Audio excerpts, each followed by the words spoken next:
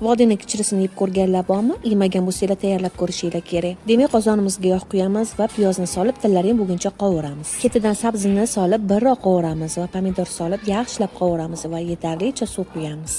Alohida idishda loviyalarni qaynatib olamiz. Shunda ovqatimizning rangi yana ham chiroyli bo'lib chiqadi. Ovqatimiz suvini quyganimizdan keyin loviya va moshlarni solib qo'yamiz. Loviya sal yorilaydiganda guruch, bolgarskiy, chesnok qo'shib, o'rta olovda yetiltirib pishirib olamiz. Shu orada tuz, ziralarni qo'shib, namagini to'g'irlab olamiz.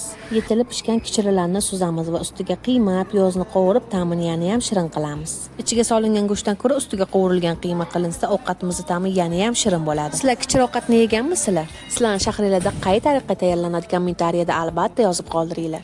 Ana endi meni kanalimga tez ulanib olinglar. Hali bundan ham zo'r joydar ovqatlarni birgalikda tayyorlab ko'rsataman. Shunaqa zo'r taom uchun bitta like bosib qo'yishni unutmanglar. Hammaga yoqimli ishtaha.